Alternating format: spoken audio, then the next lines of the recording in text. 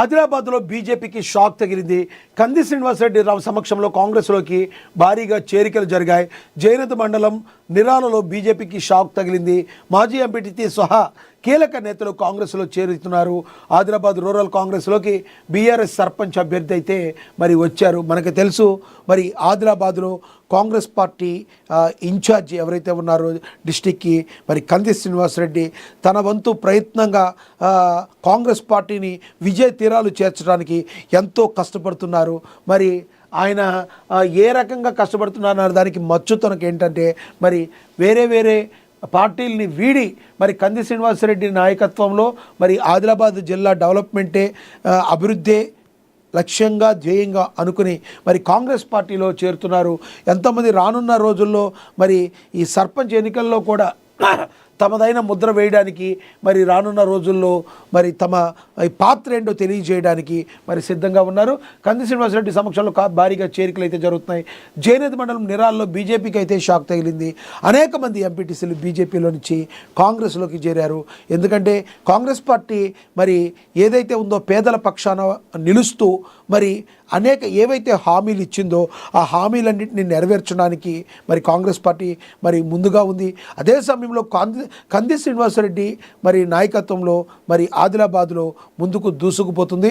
రానున్న రోజుల్లో మరి ఏవైతే వాళ్ళు హామీలు ఇచ్చారో ఆ హామీలన్నీ నెరవేర్చడానికి డబుల్ బెడ్రూమ్లు ఇళ్ళు కానీ ఏవైనా కూడా అన్నీ పేదలకి అందే విధంగా చేరవేయడానికి తన వంతు పాత్ర పోషిస్తూ ముందుకు దూసుకుపోతున్నారు కంది శ్రీనివాసరెడ్డి.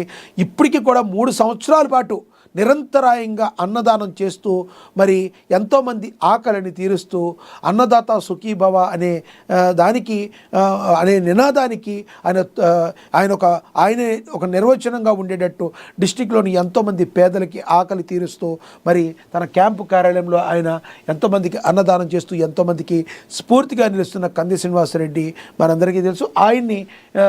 ఆయన ఆధ్వర్యంలో మరి కండువాలు కప్పుకొని బీజేపీ పార్టీ బీఆర్ఎస్ పార్టీ నుంచి ఎంతోమంది చేరికలు అయితే జరుగుతున్నాయి. ఇక సర్పంచ్గా ఎమ్మెల్యే భార్య ఏకగ్రీవంగా ఎన్నికయ్యారు.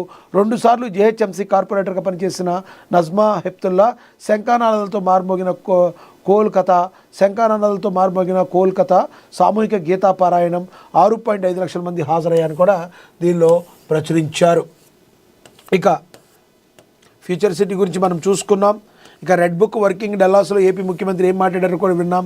శంఖానాదాలతో మారుమోగిన కోల్కతా సామూహిక గీతా పారాయణం 6.5 లక్షల మంది హాజరయ్యారని కూడా దీనిలో రాశారు.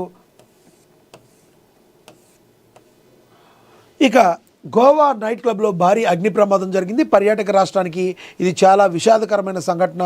క్లబ్లో భద్రతా ప్రమాణాలు పాటించలేదని ప్రాథమిక దర్యాప్తులో తేలింది.